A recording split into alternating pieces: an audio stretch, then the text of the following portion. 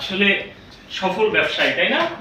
আমরা সবাই হচ্ছে আরএফএল গ্রুপের কথা জানি, কিন্তু এই আরএফএল গ্রুপ এটা আসলে মানে যে একেবারে শুরু থেকেই বড় ব্যবসা প্রতিষ্ঠান হয়েছে বিষয়টা এমন না। আপনারা যারা এখন ব্যবসা করেন, ছোট ছোট ব্যবসা থেকে দেখা যায় একসময় অনেক বড় ব্যবসা, তাই না? আমরা দেখলাম যে আমজাদ খান চৌধুরী, সে 43 বছর বয়সে সে রিটায়ারমেন্ট করে সে হচ্ছে আবাসন আর টিউবওয়েলের ব্যবসা, আরএফএল টিউবওয়েল এখনো খুবই মানে জনপ্রিয় বাজারে, তাই না? টিউবওয়েলের ব্যবসা দিয়ে ব্যবসা শুরু করে। আর এখন 15,000-এর অধিক পণ্য 142টা দেশে, 41টা দেশে তার পণ্য রপ্তানি হয়, তাই না? এটা হ্যাঁ আরএফএল এর 141টা দেশে পণ্য রপ্তানি হয়। মানে বাংলাদেশের তো বড়, এটা বিশ্বের কয়েকটা বড় মাল্টিন্যাশনাল কর্পোরেশনের একটা কর্পোরেশন। মাল্টিন্যাশনাল কর্পোরেশন বলতে বোঝায় যে সকল প্রতিষ্ঠান দেশের মধ্যে ব্যবসা করে বিদেশেও রপ্তানি করে, সেগুলোকেই বলে মাল্টিন্যাশনাল। তা প্রাণ আরএফএল এটা বাংলাদেশি প্রতিষ্ঠান হলেও এটা একটা মাল্টিন্যাশনাল কোম্পানি। যেমন আমাদের দেশে বিদেশি মাল্টিন্যাশনাল কাজ করে, আপনারা জানেন যে ইউনিলিভার, তারপর হচ্ছে নেসলে, তারপর rapid Benckiser, British American tobacco, এগুলো নাম শুনছেন না আপনারা? এরকমের বাংলাদেশি কোম্পানি বিশ্বের 141টা দেশে পণ্য রপ্তানি করে আরএফএল। অথচ বাণিজ্যিক ভাবে, অথচ যাত্রা শুরু করছিল ছোট টিউবওয়েলের ব্যবসা দিয়ে, পেনশনের টাকা দিয়ে, রিটায়ারমেন্ট করে যে সে টাকা পেয়েছে সেই টাকা দিয়ে সে এটা শুরু করেছিল। বাংলাদেশেও কিন্তু মানে রিসেন্টলিও এরকমের অনেক ছোট ছোট ব্যবসায়ী আছে যারা কিন্তু উঠে গেছে। আপনারা দেখবেন বিশেষ করে এই যে প্লাস্টিকের কাপে যে আমরা আগে চা খেতাম, এটা পরে কাগজের কাপ চলে আসলো। ওই সময় কিন্তু প্রথম যারা হচ্ছে এই মেশিনগুলো নিয়ে আসে বাংলাদেশে কাপ তৈরি, তারা কিন্তু অল্প সময়ের মধ্যে বেশ অনেক টাকা ইনকাম করেছে। আপনি যদি চিন্তা করেন কোভিড এর সময় যারা সার্জিক্যাল মাস্ক প্রথম দিকে শুরু করে, যে কোনো ব্যবসায় শুরুর দিকে নামা ভালো, আরেকজনকে দেখে অনুকরণ করে নামলে আসলে এটা কম্পিটিশন, অনেক বেশি কম্পিটিশনের মধ্যে টিকে থাকা অনেক কঠিন। এই জন্য যদি ইউনিক আইডিয়া পাওয়া যায় শুরুতে নামলে অনেকটা গেইন করা যায়, তাই না? ওই সময় চিন্তা করেন মাস্কের ব্যবসা করে আমরা এক একটা মাস্ক 8 টাকা 10 টাকাও কিনছি, আর এখন 40-50 টাকা 100 মাস্ক পাওয়া যায় না এরকমের। তাহলে ওই সময় তো প্রচুর ব্যবসা করে নিয়েছে, যদিও অতিরিক্ত ব্যবসা করা আনএথিক্যাল, এটা এরকমের উচিত না, কিন্তু তারপরেও মানে চাইলে নতুন পণ্য বাজারে নিয়ে আসলে সেটা দিয়ে আসলে দেখা যায় হ্যাঁ চাহিদা বেশি। এখন সামনে আমাদের যে দিন আসতেছে, বাংলাদেশ হচ্ছে বিশ্বের একটা বড় মার্কেট। এর কারণ হচ্ছে আমাদের পপুলেশন, জনসংখ্যা। আমাদের দেশে এত বেশি জনসংখ্যা মানেই হলো মার্কেট, কারণ পাবলিক থাকলে পাবলিকের পণ্য লাগবে, আর আপনি পণ্য নিয়েই তো ব্যবসা করবেন, তাই না? হয় পণ্যের ব্যবসা অথবা সেবার ব্যবসা করবেন। তাহলে বাংলাদেশের পপুলার মানে জনসংখ্যা, প্রথম যে আমাদের আলোচনার বিষয় এটা হচ্ছে ক্রেতা বিক্রেতা সম্পর্ক। এটা জানতে গেলে আমাদের হচ্ছে ক্রেতা কাকে বলে এটা জানতে হবে। তাহলে ক্রেতা কারা? আমরা যারা কিনি তারাই ক্রেতা, তাই না? এখন দেখেন এখানে একটা ছবি দেওয়া আছে, দ্য কাস্টমার ইজ কিং, মানে কি? ক্রেতাই রাজা, ঠিক আছে? এটা আসলে সারা বিশ্বের কনসেপ্ট, কিন্তু দ্য কাস্টমার ইজ কিং। আসলে এই কাস্টমারের যে সংজ্ঞাটা এবং কাস্টমার কে, কাস্টমারের বৈশিষ্ট্য কি হবে, এই সম্পর্কে বৃহৎ আলোচনা করেছে আপনার মার্কেটিং এর জনক, father of marketing Philip Kotler. উনি মূলত এই কাস্টমার, তারপর হচ্ছে কি আপনার বায়ার, সেলার, প্রাইস, এই সব নিয়ে আলোচনা করেছে father of marketing Philip Kotler. তা ওনার বইয়ে বলেছে উনি কাস্টমার ইজ কিং, মানে ক্রেতা হচ্ছে রাজা, ঠিক আছে? মানে ক্রেতার আসন হচ্ছে কোথায়? রাজার আসনে, মানে ক্রেতা যা বলবে সেটাই রাইট। এখন এই সেশনে আপনারা হচ্ছেন ক্রেতা, আপনারা কনজিউমার, আপনারা ভোগ করতেছেন আমার সেবাটা। আমি যে আপনাদের জ্ঞানটা দিব, যে নলেজটা দিব, এটা আপনারা ভোগ করবেন। আপনারা হচ্ছেন ক্রেতা আর আমি হচ্ছে বিক্রেতা, আমি হচ্ছি সেলার। সেবার ব্যবসা হচ্ছে কিন্তু এখানে, যদিও আপনারা গভর্নমেন্ট সার্ভিস হিসেবে ট্রেনিং নিতে আসছেন আর আমিও গভর্নমেন্টের একজন লোক হিসেবে আসছি, কিন্তু ধরেন এই ট্রেনিংটা যদি বেসরকারি হতো, আপনাদের টাকা দিয়ে ট্রেনিং করা লাগতো, আর যে সেশন নিবে তারও হচ্ছে সেশন দিলে টাকা, সব বেসরকারি, আছে না এরকম স্কিল ডেভেলপমেন্টের জন্য ট্রেনিং, আইসিটি ট্রেনিং হয় বিভিন্ন জায়গায়, টাকা দিয়ে নিজেরা পকেটে টাকা দিয়ে কিন্তু ট্রেনিং করে, আছে না? তা ধরেন এইটাই ওরকমের একটা ট্রেনিং। এখানে আপনারা হচ্ছেন ক্রেতা আর আমি হচ্ছি বিক্রেতা। এখন কোনো কারণে আমার সাথে ধরেন এই সমবায়ের ওনাদের সুসম্পর্ক আছে, আমার একটা সেশনে ডাকলো, ডাকার পরে আমি সেশন নেওয়ার পরে আপনারা ওনাকে গিয়ে বললেন যে আপনি যারে ডাকছেন কিচ্ছু পড়াইতে পারে না, কিচ্ছু জানাইতে পারে না, মানে এর মতো অপদার্থ লোক আর নাই, নেক্সট ডে আর কোনোদিন আমাকে এখানে সেশন নেওয়ার জন্য আর ডাকবে না। তাহলে আমাকে সেশন নেওয়ার চয়েসটা আসলে কারা করাচ্ছে? আপনারা করাচ্ছেন। তাহলে ক্রেতারাই তো আসলে রাজা। কোনো একটা দোকানে ধরেন আপনি যদি বলেন এই দোকানে পণ্য কিনবো না, বয়কট করেছে সবাই মিলে, তাহলে দোকানদার কি হবে? দোকানদারের ব্যবসা হবে না, সে কি চালাইতে পারবে? পারবে না, তাই না? কোনো এক স্যার যদি বলে এই স্যারের ক্লাস আমরা করবো না, ওই স্যার কি করবে? ওই স্যার আর ক্লাস নেওয়ার কোনো সুযোগ নাই। এই জন্যই বলা হয়েছে কাস্টমার ইজ দা কিং। তবে এই কথা সব ক্ষেত্রে সত্য না। কেন সত্য না? যেসব জায়গায় প্রোডাক্টের বা সার্ভিসের হাই ডিমান্ড, মানে খুব চাহিদা, কিন্তু সেই পরিমাণে পণ্য বা সেবা উৎপাদন হচ্ছে না, দিতে পারতেছে না, সেক্ষেত্রে আবার উনি যেটা বললো যে বিক্রেতাই রাজা। ধরেন একজনে করোনার ভ্যাকসিন আবিষ্কার করছে, একজন, বিশ্বে একটা কোম্পানি করোনার ভ্যাকসিন আবিষ্কার করছে। এখন উনি বলছে যে এই করোনার ভ্যাকসিন এক ভ্যাকসিন 1 লাখ টাকা, এছাড়া আমি এই ভ্যাকসিন বিক্রি করব না। ঠিক আছে? এখন সরকার যদি ওনাকে কঠিনভাবে ইম্পোজ করতে না পারে, আইন কানুন দিয়ে ওনাকে বাঁধতে না পারে যে এটা আসলে পাবলিকের জীবন মরণের বিষয়, এটা নিয়ে ব্যবসা করা যাবে না, সে যদি এরকমের ব্যক্তি হয় যে তাকে এইভাবে বাধ্যবাধক করা যাচ্ছে না, তাহলে সেক্ষেত্রে সেই বিক্রেতাই কিন্তু রাজা। বিক্রেতা রাজা না?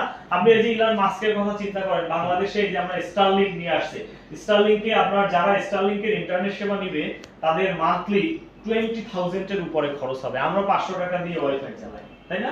20,000 টাকা আমাদের সামর্থ্য আছে, কিন্তু অনেকের আছে যারা ফ্রিল্যান্সিং করে, এদের যাদের ফ্রিল্যান্সিং ফার্ম আছে তাদের 20,000 কেন? আপনি যদি বলেন 50,000 টাকাও মাসিক ভিত্তিতে ইন্টারনেট দিলে তাদের সার্বক্ষণিক 24 আওয়ার্স এবং হাই স্পিড পাবে, তারা বলবে আমরা নিব, এবং কোন সময় যেন ইন্টারনেট বন্ধ না হয়। তাদের ক্ষেত্রে 20,000 কেন, 50,000 ও মাসে কোনো সমস্যা নাই।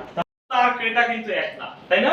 কারণ কি অনেক সময় কেনে একজনে, ভোগ করে আরেকজন। বাসায় শিশু ক্রেতা আর শিশু হচ্ছে ভোক্তা, তাই না? তাহলে ভোক্তা আর ক্রেতা হচ্ছে আলাদা। ঠিক আছে? তাহলে আমরা এই ভোক্তা আর ক্রেতার পার্থক্য বুঝতে পেরেছি। এখন এই ভোক্তা ক্রেতা পণ্য ক্রয়ের সিদ্ধান্ত নেওয়ার সময় কিন্তু যে ভোগ করে বা যে কেনে সে সব সময় প্রভাব বিস্তার করে না। আর একটা উদাহরণ যদি বলি, ধরেন বাসায় একটা ফ্রিজ কিনবেন, আপনি নিজে কিনতে গিয়েছেন, কিন্তু কিনতে যাওয়ার আগে বাসা থেকে বলে দিছে স্যামসাং কেনা লাগবে, তা সিদ্ধান্তটা কার?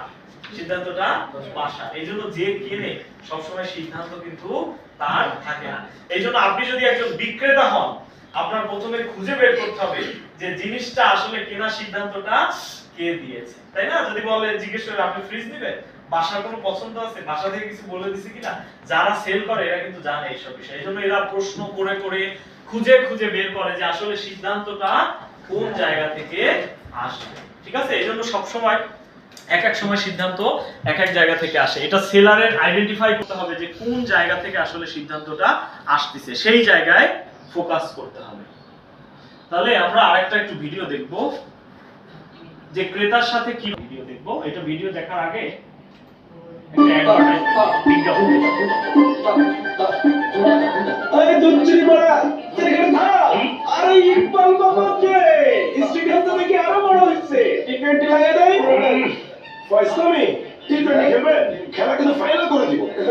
পিছন থেকে ভাবছিলাম আমরা ইকবাল লাগে, ওর পর থেকে একবার মিয়া মজা বল হেইয়া লোক পাল্লা কই হারা কিন্তু আমার তত্ত্ব দেখে গেল ওইসব কোলালে কাউয়ার সর তুই দেখি মোর এলাকার বলা ওরে মোর সুবহানাল্লাহ না ভাই কাউয়ার সর ওইও কাউয়ার সর মেওয়ার সর দিছলা ওইও কালিয়া সর দিছলা এমন সেম টু সেম আমরা নিজেদের মধ্যে ব্যাপারটাই অন্যরকম। দাবির সম্পর্ক গ্রামীণ ফোনের 4.25 কোটি পরিবারের কল রেট এখন 4.5 পয়সার কম। শুধু রাতে নয় দিনেও। অফারটি পেতে *T লিখে এসএমএস করুন 9999 নাম্বারটা 017 জন্মগত গ্রামীণ ফোন।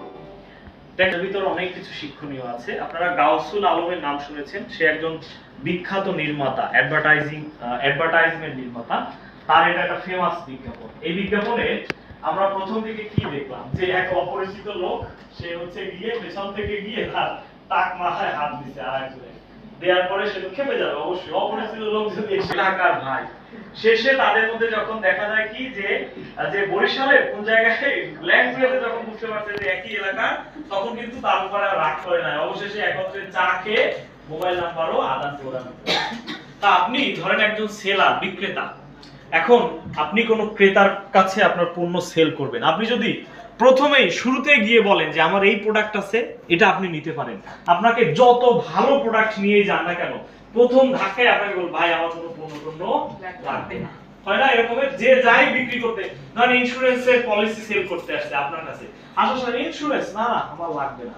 আপনার একটা ডেবিট কার্ড বিক্রি করতে আসছে, ক্রেডিট কার্ড বিক্রি করতে আসছে আপনার কাছে, না না ক্রেডিট কার্ড আমার লাগবে না, শুনলেই হবে কিছু বিক্রি করতে আসছে, প্রথমেই হচ্ছে না আমার এটা লাগবে না, কারণ শুধু শুধু একটা ঝামেলার মধ্যে আমরা যাবো কেন, যখন প্রয়োজন হবে তখন নিজেরাই কিনবো, এরকমের হয় না মনের ভিতরে।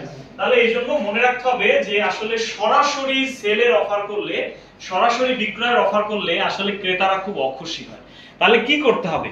ক্রেতাদের সাথে ক্রেতার সাথে বিক্রেতার একটা কমন গ্রাউন্ড খুঁজে বের করতে হবে, অর্থাৎ ক্রেতাও যেটা পছন্দ করে বিক্রেতাও সেটা পছন্দ করে, এই রকমের কোনো কমন জায়গা আছে কিনা সম্পর্ক করার জন্য, সম্পর্ক তৈরি করার জন্য ক্রেতাও যেটা পছন্দ করে বিক্রেতাও সেটা পছন্দ করে, এরকমের কোনো কমন জায়গা আছে কিনা। ধরেন এই ম্যাডামের সাথে আরেকজন হচ্ছে আরেক ম্যাডাম স্কুলে, একই স্কুলে বাচ্চা পড়ে, তাই না? এখন সে হচ্ছে সেলার, কোন পণ্য সেল করতে যাচ্ছে ওনার সেই আরেক বান্ধবীর কাছে, আর প্রথমে এই যে আপনার ছেলে আর আমার মেয়ে তো একই স্কুলে পড়ে, তাই না? এই যে দিয়ে শুরু হয়ে গেল কমন গ্রাউন্ড, তাহলে স্কুলে তো ভালোই পড়াশোনা, অমুক স্যার এই পড়ায়, তমুক স্যার এই পড়ায়, আস্তে আস্তে করে তা আপনার বাসায় এই সমস্যা আছে, আমাদের কিন্তু এই জিনিসের সাপ্লাই আছে, আমরা এগুলো দেই, যদি লাগে আপনি নিতে পারেন। তাহলে দেখেন শুরুটা হয়েছে কোথা থেকে? স্কুল থেকে, তাই না? আপনার বাবা ডায়াবেটিক্স এর পেশেন্ট, আমার বাবা ডায়াবেটিক্স এর পেশেন্ট, এই ওষুধগুলো খাওয়ায়, এই ডাক্তারের কাছে নিয়ে যায়, কমন গ্রাউন্ড, তাই না? তাহলে কি করতে হবে? এরকমের যদি কোনো কমন গ্রাউন্ড খুঁজে পাওয়া যায়, এটা সাধারণত বড় বড় সেলিং এর ক্ষেত্রে, ছোট মুদি দোকানের পণ্য বিক্রয়ের ক্ষেত্রে এরকম না। ধরেন আপনি বড় বড় আইটেম সেল করেন, এরকমের বড় বড় আইটেম সেল করার ক্ষেত্রে যদি তার সাথে যে কোনো জিনিস সেল করার ক্ষেত্রে আপনি যদি সম্পর্ক স্থাপন করতে পারেন, ক্রেতার সাথে যদি সুসম্পর্ক স্থাপন করা যায় যে কোনো বিষয় নিয়ে, দেখা গেল একই পলিটিক্যাল পার্টি পছন্দ করে, হতে পারে না? বিভিন্ন বিষয়, একই বিষয় নিয়ে আলোচনা হয়, একই খেলা, ধরেন একজনে আপনার হচ্ছে গিয়ে ফুটবল খেলা পছন্দ করে, আর যার কাছে আপনি পণ্য বিক্রয় করতে চান সেও ফুটবল খেলা পছন্দ করে, তাহলে ফুটবল নিয়ে আলোচনা করতে করতে আস্তে আস্তে আস্তে আস্তে কি আপনার জিনিস বিক্রয় করার জন্য আপনি ঢুকায় দিলেন, তাই না? তাহলে এই জন্য বলা হয়েছে কি কমন গ্রাউন্ড নিয়ে কথা বলা। ওখানে দেখেন যেই শুনছে যে আমার এলাকার ছেলে, আস্তে কিন্তু নরম হয়ে গেছে, তাই না? এরপরে কি হয়েছে? কোথায়? একই জায়গায় কাউয়ার চল, আরো বেশি খুশি হয়ে গেছে, এরপরে কি মোবাইল নাম্বার আদান প্রদান, এইভাবেই সম্পর্ক হয়। আর সম্পর্ক ছাড়া আসলে বড় বড় সেল হয় না। তাই এই জন্য আমাদের মনে রাখতে হবে যে কাস্টমারদের সাথে সবসময় সুসম্পর্ক স্থাপন করতে হবে, আর সুসম্পর্ক স্থাপন করার জন্য যে কোনো বিষয় কমন গ্রাউন্ড খুঁজে বের করতে হবে, মানে একই জিনিস, বিক্রেতাও যে জিনিস পছন্দ করে ক্রেতাও সেই জিনিস পছন্দ করে, ঠিক আছে? আপনারা কি বোর্ড হচ্ছেন নাকি? বিরক্ত হচ্ছেন নাকি? আচ্ছা, বিরক্ত হলে বলবেন। আচ্ছা, তাহলে ক্রেতা বিক্রেতা সম্পর্ক তৈরি করার জন্য আমাদের কি করতে হবে? একটা কমন গ্রাউন্ড খুঁজে বের করতে হবে এবং সেই গ্রাউন্ডের উপর ভিত্তি করে কাজ করতে হবে, তাহলেই আসলে এই ক্রয় বিক্রয় বিষয়টা সম্ভব। এটা আমরা মোটামুটি বুঝলাম এবং এটা আসলে ইন্টারন্যাশনালি সার্টিফাইড, মানে স্বীকৃত যে এইভাবে কাজ করলে আগানো যায়। ক্রেতা বিক্রেতার সম্পর্ক উন্নয়নের উপায়, কিভাবে ক্রেতা বিক্রেতার সম্পর্ক ভালো করা যায়। আপনি কি দেখতে পাচ্ছেন? ওখান থেকে দেখা যাচ্ছে? একটু পড়েন তো ওখানে বসে বসে কি লেখা আছে, একটু জোরে পড়েন সবাই জানো। ক্রেতার সাথে হাসি মুখে ভালো ব্যবহার, আপনি বলছিলেন যে হাসি মুখে ভালো ব্যবহার করতে হবে ক্রেতার সাথে, ভালো মানের পণ্য বিক্রয়, তারপরে কি করতে হবে? ভালো মানের পণ্য বিক্রয় করতে হবে, এরপরে ক্রেতার অভিযোগ সাথে সাথে সমাধান করা, সাথে সাথে সমাধান করা, যদি কোনো অভিযোগ থাকে। বিনোদনের, একটু বানানে ভুল আছে, বিনোদনের ব্যবস্থা, আড্ডা হয়, যেমন টিভি, পত্রিকা, বই, ম্যাগাজিন, এগুলো কিছু বাড়তি সুবিধা দেওয়া, ইন্টারনেটটা দেওয়া, হ্যাঁ যেমন ইন্টারনেটটা দেওয়া। এখানে কি ইন্টারনেটের কানেকশন পাওয়া যাচ্ছে না? ওয়াইফাই নাই? এখানে নাই, বলছি চার দোকানে। ও চার দোকানে। আপনারা দেখবেন যে শুরুতে এক একটা করে আমরা আসি, ক্রেতার সাথে হাসি মুখে ভালো ব্যবহার, এটা আসলে আমরা সবাই চাই, তাই না? যেখানেই কিনতে যাব একটু ভালো ব্যবহার করলে কিন্তু খুশি। আপনি কোনো দোকানে পণ্য কিনতে গেছেন, ধর দুই তিনজনে দুই একটা দেখছেন, দেখার পরে পছন্দ হয় না, যাওয়ার সময় পিছন থেকে বলে দিলাম আরে এটা আসছে দেখতে, তাই না, কিনবেন। পরে আর ভুলেও ওই দোকানে, মানে যদি সুযোগ হয় যে অন্য দোকানে জিনিস পাওয়া যায়, ওই দোকানে আর যাবো না, কি করে খারাপ কথা বলে, তাই না? তাহলে খারাপ কথা বলো, ধৈর্য থাকতে হবে, বিক্রেতার সাংঘাতিক রকমের ধৈর্য থাকতে হবে, তাহলেই কিন্তু দীর্ঘমেয়াদী এর ফলাফলটা যে আপনি আজকের ফলাফল কালকেই পাবেন এরকম না, আস্তে আস্তে ছড়িয়ে যায়। আমাদের মার্কেটিং এর ভাষায় একটা কথা আছে বাজ মার্কেটিং, আপনারা হয়তো নাম শুনেছেন, গুঞ্জন। গুঞ্জন মানে কি? ধরেন একজনের ভালো সেবা পাইলে সে আরেকজনের বলে, সেই জন আবার আরো দুই তিন জনকে বলে, তারা আবার আরো কয়েকজনকে বলে, এইভাবে করে একটা ভাইরাল, এখনকার সময় ভাইরাল নাম শুনেছি, এরকম ভাইরাল হয়ে যায়, অমুক দোকানের আচার ব্যবহার ভালো, কাস্টমার অমুক দোকানের বিক্রেতারা ভালো, তাই না? এই জন্য কি করতে হবে? ক্রেতার সাথে সবসময় হাসি মুখে ভালো ব্যবহার করতে হবে, এটা প্রধান শর্ত। এরপর বলা আছে কি ভালো মানের পণ্য বিক্রয়। আপনি যত ভালো ব্যবহার করেন, ব্যবহার করে সুন্দরভাবে বুঝায় বুঝায় এটা খারাপ পণ্য ধরায় দিবেন, হবে? হ্যাঁ, প্রথম দিন কোনোভাবে এসে কিনছে, এরপরে আর দ্বিতীয় দিন না হলো বাটপার, সুন্দর হাসি মুখে একটা পণ্য, তাহলে অবশ্যই ভালো এই যে হাসি খুশির সাথে অবশ্যই ভালো মানের পণ্য দিতে হবে। পণ্যের মান ভালো হলে অটোমেটিক ক্রেতারা খুঁজে খুঁজে বের করবে কোন জায়গার পণ্যটা ভালো। এরপরে ক্রেতা কোনো অভিযোগ সাথে সাথে সমাধান করা। ধরেন কোনো ক্রেতা অভিযোগ করছে আমার এই পণ্যটা দিছেন, এটা এই সমস্যা, সাথে সাথে এটা সমাধান করা। আপনি যদি বলেন না এটা আমাকে তো হওয়ার কথা না, আপনি কি করছেন, বাসায় নিয়ে এই করছেন সেই করছেন, তাহলে ক্রেতারা অখুশি হবে, ঠিক আছে? এরপরে কি আছে? বিনোদনের ব্যবস্থা, যাতে আড্ডা হয়, টিভি পত্রিকা। এটা সাধারণত রেস্টুরেন্ট, চায়ের দোকান, তাই না, এলাকার ছোটখাটো দোকান, এই সব ক্ষেত্রে এই জিনিসটা কিন্তু কাজে লাগে। ধরেন এখনকার গ্রামে আপনি দেখবেন প্রায় প্রত্যেকটা দোকানে টিভি আছে, কিছু থাকা না থাক টিভি আছে, মানে চায়ের দোকান যদি হয় সবাই বসে টিভি দেখে আর আস্তে আস্তে চা খেতে থাকে, আড্ডা হয়, লোকজন জড়ো হয়, তাই না? এই জন্য। আর কিন্তু আমরা যদি শহরের কথা চিন্তা করি, যেমন খুলনা শহরে অনেক রেস্টুরেন্টে আপনি ম্যাগাজিন পাবেন, কফির, খুলনায় কফিতা নামে একটা রেস্টুরেন্ট আছে যেখানে কফি পাওয়া যায়, নাম শুনেছেন আপনারা? কফিতা, এটা হলো কি আপনার কর্নেশন স্কুলের ওই যে গলিটা, কর্নেশন থেকে পাইনিয়ারের দিকে যে গলি, ওই গলিতে একটা কফির দোকান আছে, নাম হচ্ছে কফিতা। কফিতা মানে ওখানে কবিতার বই থাকে, পড়ালেখা করেছি।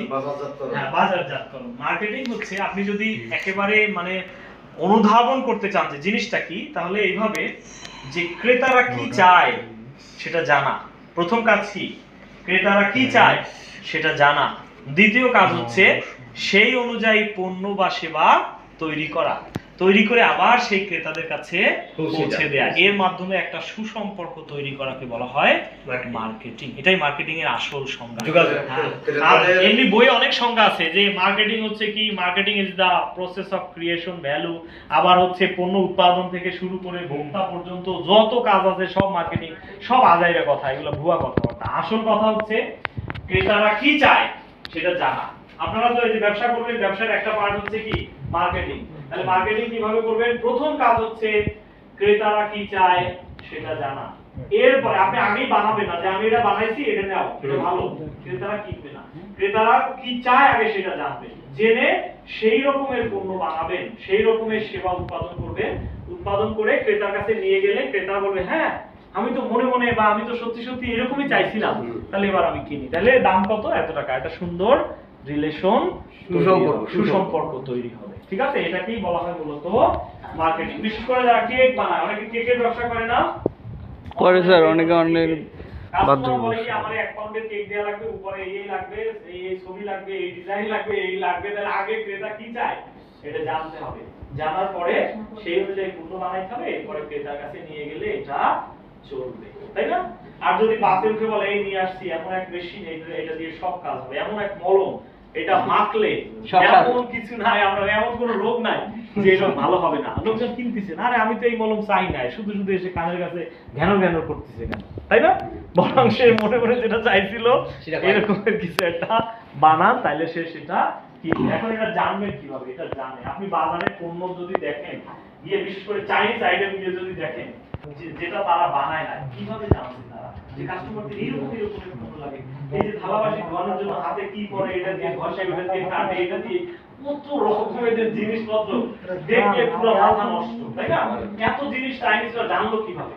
জানছে ওরা বিভিন্ন সময় কাস্টমারদের কাছ থেকে মতামত দিচ্ছে। ধরেন আপনি ফেসবুক ব্যবহার করেন, একটা প্রোডাক্ট দেখছে, দেখার পর বলছে না এটা না হয় যদি এরকমের কিছু একটা হইতো তাহলে খুব ভালো। এই মেসেজটা ওরা রিড করে, ওদের সফটওয়্যার আছে, এআই টুলস আছে, এটা দিয়ে ওরা এটাকে নেয়, নিয়ে কাস্টমারদের যত কোশ্চেন আছে এগুলো এক জায়গায় করে পরে শুরু করে বানানোর পরে অটোমেটিক এই জিনিসগুলো চলবে। তাহলে মার্কেটিং এর মূল কনসেপ্টই হচ্ছে কাস্টমাররা কি চায় সেটা জানা। আপনি ধরেন টুলের ব্যবসা করেন, এই যে মোংলায় যারা আছে জাহাজের ব্যবসা করবে, যার মধ্যে টুলের জাহাজ এখান থেকে নিয়ে যাবে করমজাল, এখান থেকে অথবা মোংলা পোর্ট থেকে করমজাল নিবে আবার নিয়ে আসবে। কিছু কিছু কাস্টমার দেখা গেল যে অড টাইমে আসে, যে টাইমে আসে ওই টাইমে কোনো জাহাজ ছাড়ে না। আপনি যদি সিস্টেম এরকম পারেন যে একটা জাহাজ রিজার্ভ রাখলেন যে ওই টাইমের কাস্টমারদের আপনি ধরতে পারবেন। অথবা তারা যে যায় দেখা গেল খাওয়ার সমস্যায় ভুগে, আপনি যদি বলেন যে আমি যেতে যেতে আসতে আসতে মাঝখানে রান্না করে দিব, আপনারা শুধু আইটেম বলেন বাজার করে নিয়ে যাব, রান্না করে খাবো, কোনো প্যাকেট না, হোটেলের খাবার না, কাস্টমাররা কিন্তু এটা চায় যে যেতে যেতে যদি ডলারের ভিতরে রান্না হয়, তাই না? এরকম ইউনিক কাস্টমাররা কি চায় এটা খুঁজে সবকিছু যে আপনি মেইনটেইন করতে পারবেন বিষয়টা এমন না। যতটুকু আপনার সাধ্যে আছে অন্যরা করে না সেই জায়গাগুলো আইডেন্টিফাই করেন, করে সেই জায়গায় ব্যবসা করেন, দেখবেন লাভ। ঠিক আছে? তাহলে কিন্তু এই যে আপনার দেখা গেল কস্ট কিন্তু কম, আপনি ওই 500 টাকা বেচতে পারলেও 400 টাকা বেচতে পারলেও আপনার কিছু লাভ হবে। এই জন্য বলা আছে কি শর্ট টার্ম বিক্রয় বৃদ্ধির জন্য আপনি যদি কোনো কৌশল অবলম্বন করেন, এটাও কিন্তু একটা প্রমোশনাল টুলস, তাই না? ঈদের সময় ছাড় দিলেন, পূজার সময় ছাড় দিলেন, তাই না? এরকমের পয়লা বৈশাখের সময় ছাড় দিলেন। এই যে এখানে বলা আছে কি এই রমজানে সুপার স্টোরে 300 টাকা পর্যন্ত ডিসকাউন্ট। মানে কি এটা কি সারা বছর চলে না? শুধু রমজান, শুধু ঈদ, শুধু কুরবানি, শুধু পূজা, তাই না? এরকমের ছোট ছোট উপলক্ষ, শুধু পয়লা বৈশাখ, ছোট ছোট উপলক্ষে যদি শর্ট টাইমে আপনি ছাড় দেন তখন সেটাকে বলা হয় সেলস প্রমোশন বা বিক্রয় প্রসার। এই কাজটাও আপনারা করতে পারেন, তাই না? যেমন যারা ট্যুরের ব্যবসা করে যে 30% ছাড় চলতেছে আগামী 10 দিনের জন্য, তাই না? আমরা তো দেখি এগুলো ফেসবুকে আসে না? তাহলে এটা একটা টুল, এইভাবে আপনি জানাইতে পারেন, যোগাযোগ রক্ষা করতে পারেন। মোবাইলে মেসেজ দেয়, হ্যাঁ মোবাইলে মেসেজ আসবো আমরা। এটা একটা দেখেন, এটা দেখে কি মনে হচ্ছে? একটু জিনিসটা কি উদ্বোধন করতেছে? কে উদ্বোধন করতেছে? তাহসান আর কে? বেশ কয়েকজন লোক। তাহসানের পাশে কে? তারিখ না হ্যাঁ ফারিন, তাই না? আচ্ছা, এটাকে বলা হয় পাবলিক রিলেশন। পাবলিক রিলেশন মানে হচ্ছে গণসংযোগ। অর্থাৎ আপনি এমন একটা ব্যবসা নিয়ে নামছেন যেই ব্যবসাটার প্রথম ওপেনিং ডেতেই পাবলিকদের ব্যাপকভাবে জানাইতে হবে। মানে যে অমুক জায়গায় একটা কি জানি কি উদ্বোধন হচ্ছে, ফারিন আসতেছে, তাহসান আসতেছে, লোকজন দেখবেন কি এই মেসেজ আপনার কি বলে উপজেলা থেকে জেলায়, জেলা মুহূর্তের ভিতরে ভাইরাল হয়ে যাবে স্যার। ভাইরাল হয়ে যাবে মুহূর্তের মধ্যে। কে আসতেছে? আপনার প্রতিষ্ঠান উদ্বোধন করতে তাহসান আর ফারিন আসতেছে, তাই না? তাহসান ফারিন আসতেছে এই নামের সাথে আপনার প্রতিষ্ঠানের নামও উচ্চারিত হয়ে যাবে। ও তাহলে একটা রেস্টুরেন্ট উদ্বোধন, একটা নতুন রেস্টুরেন্ট দিবেন, এখন এই রেস্টুরেন্টটা উদ্বোধন করতে আপনি একজন ভিআইপি লোক নিয়ে আসলেন, ওই লোকের সুবাদে কিন্তু আপনার রেস্টুরেন্টের নাম ব্যাপকভাবে প্রচার হয়ে গেল। এটাকে বলা হয় পাবলিক রিলেশন। এই কাজটাও করতে পারেন, সব ব্যবসা না। ইটের ভাটা উদ্বোধন করতে ফারিনে নিয়ে আসলে কোনো লাভ নাই, আছে? বরং আপনি একটা রেস্টুরেন্ট দিলে, একটা শোরুম দিলে, জামা কাপড়ের শোরুম দিলে, এই টাইপের কোনো ব্যবসা করলে যেখানে আসলে এই টাইপের কাস্টমার দরকার, এরকমের লোকজন নিয়ে আসতে পারে। ইটের ভাটা উদ্বোধন করতেও লাগবে, এলাকার চেয়ারম্যানের নিয়ে আসলেন, অসুবিধা কি? চেয়ারম্যান নামি দামি লোক, সে জানলো, সে বলে এই তোরা এইসব জায়গা থেকে ইট কিনবি, সবাই বলে দিল, তাই না? তাহলে লোকজন কি করবে? কিছুটা হলেও তার কথায় মোটিভেটেড হবে। এই জন্য এইসব ভিআইপি লোকদেরকে দাওয়াত করে যদি কোনো ব্র্যান্ড ওপেনিং হয়, এটাকে বলা হয় পাবলিক রিলেশন। এভাবেও যোগাযোগ রক্ষা করা যায়। এই জিনিসটা কি? ডেবিট কার্ড নিয়ে আসে মাঝে মাঝে, ইন্স্যুরেন্সের পলিসি বিক্রয় করতে নিয়ে আসে না? কখনো বাসায় বা বিভিন্ন জায়গায় আপনারা কোনো প্রতিষ্ঠানে থাকলে কোনো কিছু সেল করার জন্য অনেক সময় সেলাররা আসে না? মশার কয়েল বিক্রি করতে আসে, বিস্কুট বিক্রি করতে আসে, ব্যাগ করে পিছনে আসে না? আগে কম ছিল, ইদানিং বেড়ে গেছে, আছে না? এটাকে বলা হয় সেলস প্রমোশন বা পার্সোনাল সেলিং বা ব্যক্তিক বিক্রয়। এটার নাম কি?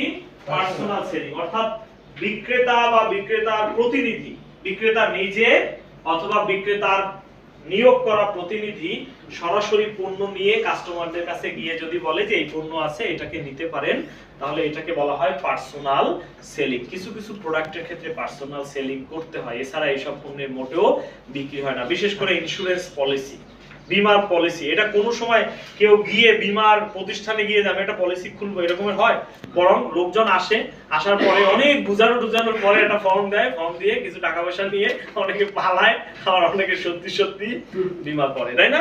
তবে প্রতিষ্ঠান ভালো প্রতিষ্ঠান কিনা এটা আপনারা গুগলে সার্চ দিয়ে দেখবেন, আসলেই প্রতিষ্ঠানের নাম বললেই টাকা পয়সা দিয়ে দিবেন না। গ্রাম অঞ্চলে কিন্তু প্রচুর বাটপার লোক আছে এরকমের, তাই না? টাকা পয়সা নিয়ে পরে প্রতিষ্ঠানের কোনো স্যার এটা বোঝারও অনেক সময় উপায় থাকে না স্যার। কিভাবে উপায় থাকে? বাংলাদেশে স্যার পপুলার লাইফ ইন্স্যুরেন্স তো হ্যাঁ, দীর্ঘদিন, অনেক দীর্ঘদিনের জনপ্রিয়। কিন্তু ওরা এখন বর্তমানে খুব বড় ধরনের বাটপারি করছে। বা বাটপাই পপুলার নিজেরা করছে নাকি হ্যাঁ, popular এর নিজেরাই agent করছে, ছিল তারা? নিজেরাই করছে স্যার। হ্যাঁ? না, আমার কাছে মনে হয় না এরকম।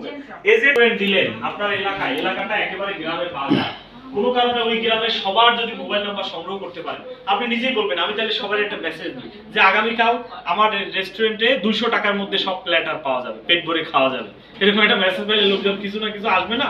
এটাকে বলা হয় সরাসরি বাজারজাত করণ। এটা একটা কৌশল, এই কৌশলটাও আপনারা অবলম্বন করতে পারেন, ঠিক আছে? এক এক সময় এক এক কৌশল বা মাল্টিপল কৌশল, একাধিক কৌশল প্রয়োগ করে ব্যবসায় বাড়ানো যায়, তাই না? সেলস বাড়ানো যায়। ওকে, এবার প্রথম টপিক আমাদের মোটামুটি শেষ। তাহলে আপনাদের কি ব্রেক দরকার?